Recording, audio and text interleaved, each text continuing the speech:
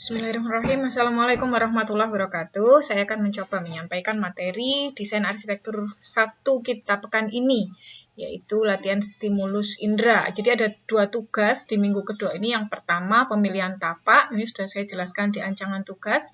Dan yang kedua tentang gagasan intuitif. Mungkin yang lebih saya tekankan di sini adalah tentang tugas yang kedua ini, yaitu tentang gagasan intuitif. Apa itu gagasan intuitif atau metode intuitif? Sedikit mengulang dari desain matra kemarin ya. Jadi gagasan intuitif itu adalah gagasan yang kita peroleh tanpa melalui proses berpikir analitik rasional. Jadi sifatnya spontan. Dan ini atau ilhamis ya, ada yang menyebutnya ilhamis. Dan ini lebih mudah diperoleh ketika panca indera kita peka terhadap stimulus di lingkungan sekitar. Dan panca indera itu bisa peka ketika suasana hati dan pikiran dalam keadaan tenang. Ya, jadi gambarannya seperti ketika Anda berteriak aha gitu ketika tiba-tiba terlintas ide di kepala Anda. Atau kalau di komik-komik digambarkan dengan lampu menyala di dekat kepala. Contoh gagasan intuitif yang revolusioner itu misalnya Isaac Newton itu gagasan tentang gravitasi yang dia peroleh ketika dia sedang duduk di bawah pohon. Nah, itu dia dalam keadaan sangat rileks. Memang dia sedang berpikir tentang sesuatu, tapi pada saat itu dia dalam keadaan yang sangat rileks. Sehingga ketika apel jatuh, langsung dikaitkan secara otomatis dikaitkan dengan apa yang sedang dia pikirkan saat itu. Gitu ya. Jadi sekarang di kepala Anda coba dipasang apa yang akan saya lakukan atau apa yang akan saya didesain di tapak. Itu agar tapak saya menjadi lebih indah, lebih bermanfaat, dan lebih menyenangkan. Objek yang nantinya akan dikembangkan di tapak adalah objek dengan fungsi tunggal. Misalnya, pintu gerbang, kemudian shelter atau pernaungan, atau halte, atau mini playground, atau taman baca kecil gitu, atau fasilitas yang lain gitu, yang fungsinya tunggal gitu, yang akan Anda tambahkan di tapak tersebut. Nah, kemudian tentang suasana ruang. Apa itu suasana ruang? Suasana ruang itu hal-hal yang dirasakan setelah Anda melihat, mendengar, bergerak, meraba, mencium, atau mengecap di suatu ruangan. Proses ini berlangsung secara komprehensif, kait-mengkait, sehingga menghadirkan gambaran yang bisa dideskripsikan dan juga yang bisa dirasakan. Nah, kalau dideskripsikan itu kita bisa menggunakan bahasa analitik gitu supaya rinci dan detail. Tapi untuk menggambarkan rasanya itu agak sulit menggunakan bahasa yang bersifat deskriptif sehingga Anda diminta untuk menuliskannya dalam bahasa puitik, bahasa yang padat gitu, yang nuansa rasanya bisa lebih ditangkap. Nah, ini suasana ruang ini yang ditangkap oleh seseorang, ini sifatnya personal karena berkaitan dengan pengalaman masa lalu, dengan memori, dengan pengetahuannya gitu sih. Karena setiap orang berbeda-beda, maka suasana ruang bisa ditangkap secara berbeda-beda. Ini juga dipengaruhi oleh suasana hati saat itu gitu. Jadi, ini sifatnya personal dan berlaku saat itu. Nah, ini nanti yang akan kalian kerjakan. Mudah-mudahan penjelasan tadi cukup jelas. Kalau kurang jelas bisa ditanyakan atau kalian bisa baca lebih detailnya di ancangan tugas. Ini untuk pengerjaan tugas. Jadi yang pertama melatih kembali kepekaan indera secara komprehensif, gitu ya, menangkap suasana ruang di tapak. Maka untuk tugas ini kalian wajib datang ke tapak mengeksperiencing. Kalau belum dapat gagasan pada saat kunjungan pertama, bisa diulangi kunjungan berikutnya. Mungkin pilih suasananya yang lebih pas, keadaan tapaknya tidak terlalu ramai, dan kalian juga tidak sedang hektik gitu mengerjakan tugas-tugas atau mengikuti kuliah yang lain. Jadi dalam keadaan longgar gitu ya. Kemudian setelah mendapatkan gagasan intuitif, coba dituangkan dalam bahasa puitik. Yang kesulitan menulis bahasa puitik, kalian bisa menuliskannya dalam bentuk lagu. Mungkin ketika di sana tiba-tiba muncul gagasan yang berhubungan atau kalian mudah menggambarkannya dengan lagu yang kalian pernah dengar gitu. Itu bisa kalian tulis syairnya, atau kalau dalam bentuk musik kalian rekam musiknya. Rekam musiknya nanti dikirimkan di Google Drive. Atau kalau gagasannya muncul dalam bentuk gambar, silahkan digambarkan, atau yang lain-lainnya. Ya, jadi yang mudah kalian tangkap gagasan intuitifnya itu. Nah, setelah itu kemudian yang penting kalian harus menarasikan gagasan intuitif itu, baik yang dalam bentuk bahasa puitik, lagu, gambar, atau yang lain itu. Dinarasikan itu artinya diceritakan. Diceritakan sehingga orang lain menjadi paham apa gagasan intuitif Anda. Nah, dari situ kemudian kalian coba rumuskan kata kuncinya. Kata kunci ini nanti akan menjadi acuan dalam rancangan, juga menjadi acuan ketika atau terkait, ya meskipun tidak menjadi acuan secara langsung, tapi terkait dengan fungsi bangunan yang nanti akan kalian desain atau kalian tambahkan di tapak tersebut. Jadi nanti dari kata kunci ini keluar dua. Yang pertama fungsi bangunan, yang kedua konsep rancangan.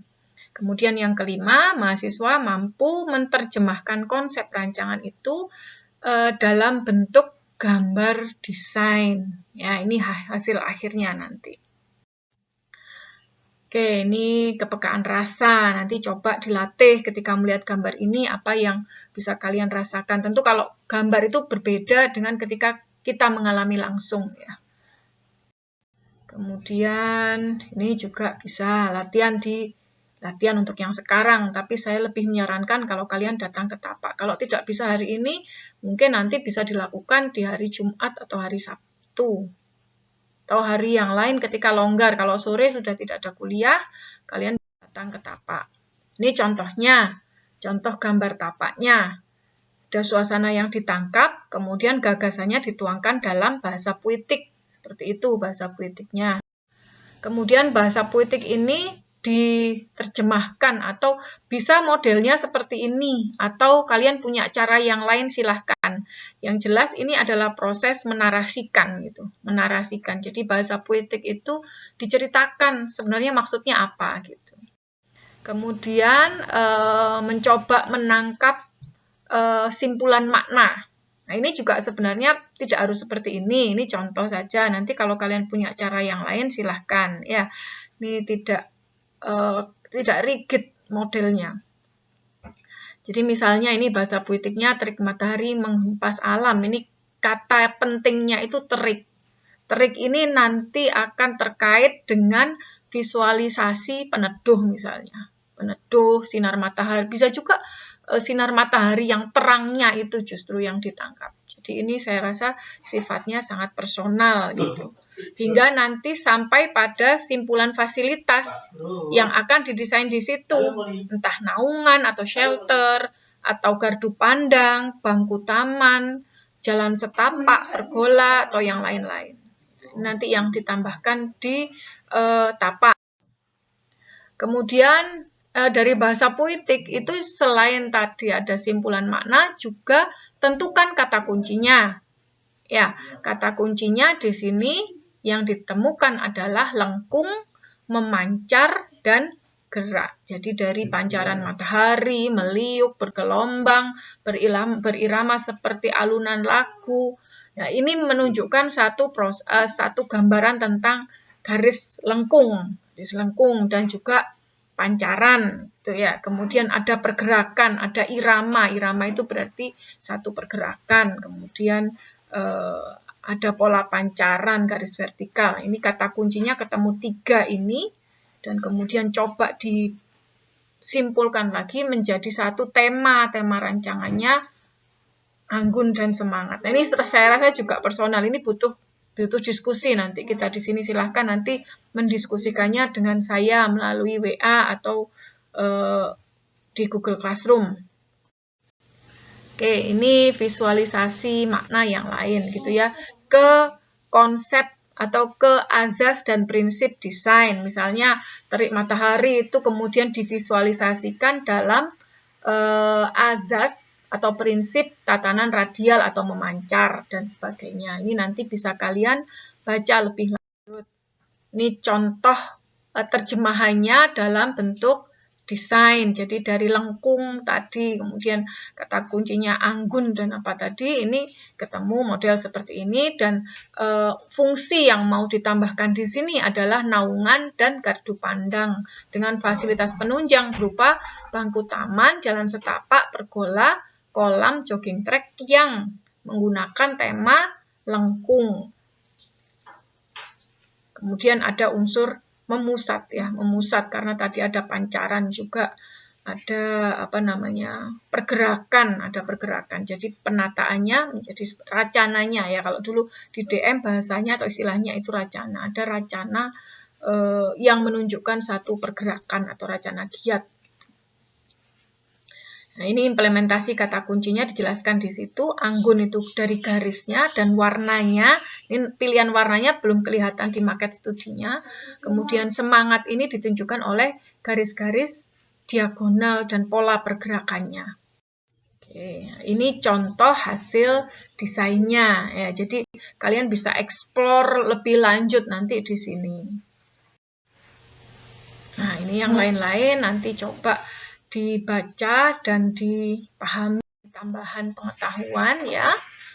Bagaimana cara mengolah lisan dan tulisan.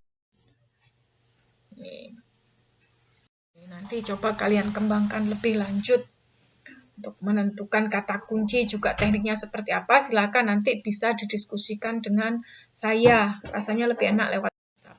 Oke, ini nanti produk tugasnya ada 3. Yang pertama video singkat, kemudian sketsa grafis, dan produk gambar. Untuk format lebih lengkapnya sudah saya berikan di ancangan tugas. Tambah satu lagi dari saya, yaitu proses analisis pemilihan tapak ya, yang di luar penemuan gagasan intuitif ini. Jadi ada tugas 2A dan 2B. Nanti coba dilihat di di ancangan tugas. Oke. Format gambarnya ini juga sudah ada di ancangan tugas. Mungkin nanti yang ini kalian mengacunya ke ancangan tugas karena ada perubahan ya, ada perubahan dari format gambar dan pengumpulan tugasnya. Lihat di ancangan. Oke, terima kasih, itu yang bisa saya sampaikan. Tetap sehat dan semangat. Assalamualaikum warahmatullahi wabarakatuh.